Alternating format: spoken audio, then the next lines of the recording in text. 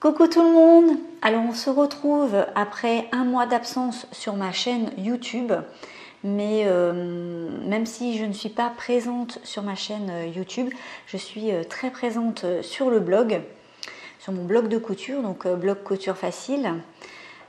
Donc si vous voulez me suivre, on va dire que c'est plutôt là-bas que ça se passe, mais voilà, je suis beaucoup plus active sur mon blog que sur ma chaîne YouTube.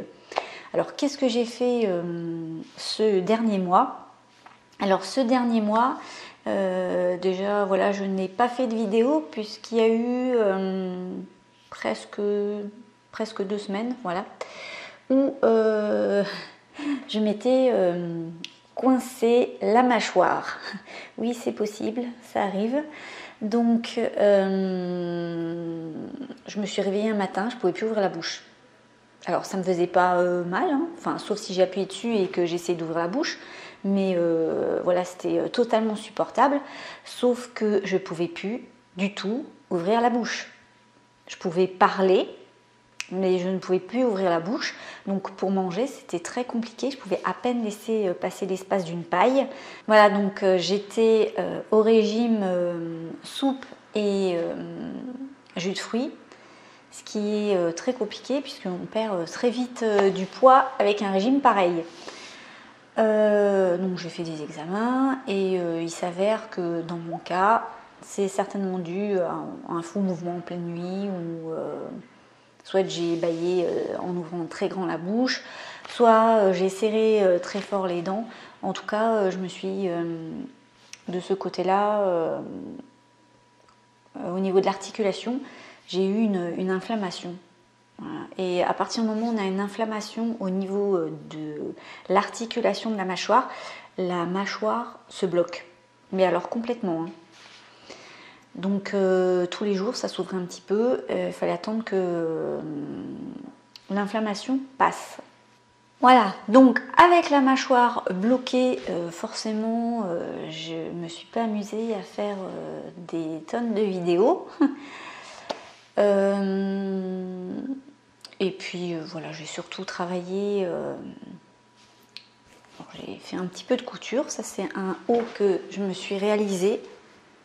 C'est un haut que j'avais commencé donc justement sur la chaîne YouTube, on voit où je crois que j'avais préparé toutes les pièces, les avais découpées, etc. Ensuite, je l'avais mis de côté, j'avais fait des masques, j'avais commencé d'autres choses et je suis revenue dessus. Alors ça, c'est le truc à pas faire parce que du coup, je me suis un peu emmêlé les pinceaux. Je savais plus si j'avais fait des modifications ou pas.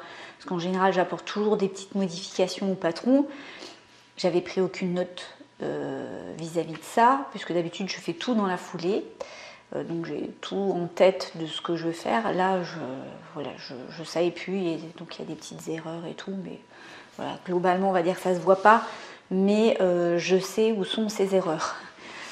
Ici, voilà, il y a une petite, c'est un peu froncé comme ça, c'est sympa, j'aime bien l'aspect que ça donne. Donc le modèle, vous pouvez le retrouver sur mon blog de couture justement. Je vous donne les indications sur le modèle que j'ai utilisé. Et en plus, c'est un modèle que j'ai déjà fait. J'ai fait une variante. Je vous mettrai les photos aussi. Et qu'est-ce que j'ai fait d'autre? Je me suis surtout consacrée à mes élèves puisque j'ai ouvert la suite de la formation, donc débuter la couture comme un pro. C'est le premier module d'une formation pour apprendre à coudre des vêtements, hein, je précise. Et là, j'ai ouvert le second module, c'est réaliser vos coutures d'assemblage comme un pro. Donc ce second module, pour l'instant, il est ouvert que aux élèves qui ont suivi la première formation. Moi, ça me permet déjà de gérer en fait ces élèves-là. Je pourrais mettre en vente tout de suite la formation pour tout le monde, mais ça reste compliqué pour moi puisqu'en fait d'un coup il y a un afflux de personnes. Là, ça me permet on va dire, de diluer un peu cet afflux de personnes et d'être plus présente par groupe. Voilà. Donc pour l'instant, il n'y a que les élèves qui ont suivi la première formation qui suivent cette deuxième formation, enfin qui ont la possibilité de suivre cette deuxième formation. Et on apprend donc la réalisation des coutures d'assemblage, toutes les coutures qui sont le plus souvent utilisées pour réaliser des vêtements. Et puis il n'y a pas que ça, hein. On apprend la sous-piqûre, la couture de soutien, comment faire des ourlets, des faux ourlets. On voit tout un tas de notions importantes et on réalise un classeur aussi. Je vais vous montrer. Donc ce classeur là, voilà, donc il est déjà quand même pas mal gros, hein. Donc à l'intérieur on a le premier module. Je vais vous montrer ça de plus près, ça sera plus simple. Alors voilà, donc j'ai préparé aussi une page de garde pour ceux qui veulent réaliser aussi le même classeur. Donc là, tout ça, c'est la première partie, débuter la couture comme un pro. Donc là, voilà, c'est le sommaire des fiches qu'on retrouve après à l'intérieur, donc avec les différents bonus, hein, où j'apprends en fait à réaliser des coussins de repassage, à entretenir sa machine à coudre, et puis aussi des fiches pour maîtriser la vitesse de sa machine à coudre, pour arriver à bien l'utiliser. Donc voilà, tout ça c'est des choses qu'on voit donc dans le premier module, comment on règle la tension, comment on change d'aiguille, etc., etc. Mais on ne voit pas que ça, on voit aussi au niveau des fournitures, par exemple le tissu, le droit fil, qu'est-ce que le droit fil, le biais, comment on place son patron sur le tissu, enfin voilà, il y a tout un tas de choses. Alors ça c'est les fiches d'entraînement, voilà, où par exemple là c'est un col en taille 5 ans et on apprend à suivre avec sa machine à coudre sur le col. Donc j'ai redessiné à chaque fois le, je ne sais pas si on voit bien, l'élément en fait qui est travaillé. Donc là c'est juste pour apprendre à repasser, enfin à suivre les traits, hein, quand on coud. Voilà. Donc pour le module 1 il y a déjà vraiment beaucoup de choses, hein. C'est pas, on va dire c'est consistant. Donc pour le module 2, là le module 2 c'est ce que je suis en train de faire actuellement. C'est ce qui me prend en ce moment beaucoup de temps, c'est pour ça que vous me voyez un petit peu moins.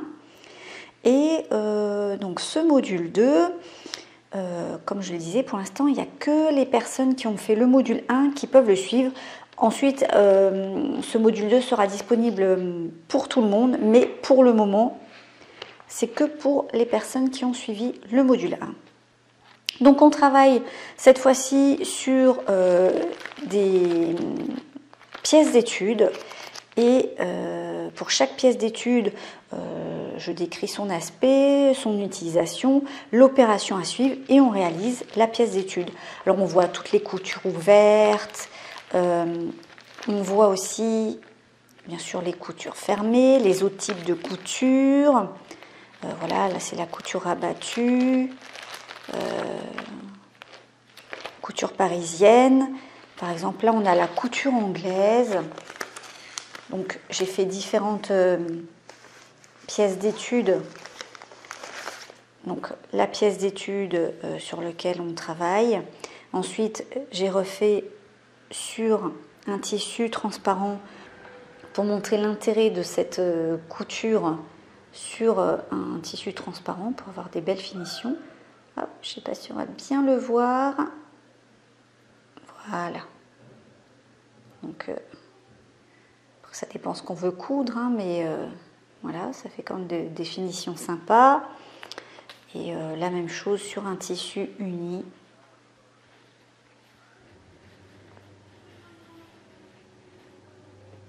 Voilà. Donc, pourquoi c'est utile d'avoir un classeur comme ça? Puisqu'après, quand vous allez coudre vos patrons, quand on vous dira voilà, de faire une couture anglaise, etc., vous n'aurez plus qu'à reprendre votre pièce d'étude et vous pourrez la manipuler. Vous pourrez voir en vous disant « Ah oui, c'est vrai que sur l'extérieur, ça se met comme ça, etc. » Donc voilà, on apprend aussi la couture invisible à la main, parce que c'est important, hein, quand on fait certains vêtements, on ne peut pas coudre son ourlet à la machine. Donc là on voit aussi l'ourlet invisible à la machine. Donc voilà, différentes façons dont je l'ai réalisé. Voilà, couture de soutien, la couture sous piqué. Bon, pour l'instant, je n'ai pas encore mis toutes mes fiches là. On voit aussi des bordés, voilà, bordés biais. Voilà donc ce qui m'a occupé ces derniers mois, c'est surtout ce dernier mois, puisque là, j'accueille les nouveaux élèves qui arrivent pour ce module 2 et on travaille ensemble les fiches techniques pour réaliser toutes ces pièces d'études. Alors les vidéos sont disponibles 24 heures sur 24, 7 jours sur 7, donc on n'est pas obligé de se connecter à une heure précise, hein. Chacun se connecte en fonction de ses disponibilités, c'est ce qui est pratique sur internet. Et dernière chose que j'ai fait aussi ce mois, c'est il est là, ce kilt. Alors voilà, il n'est pas encore fini, hein, puisque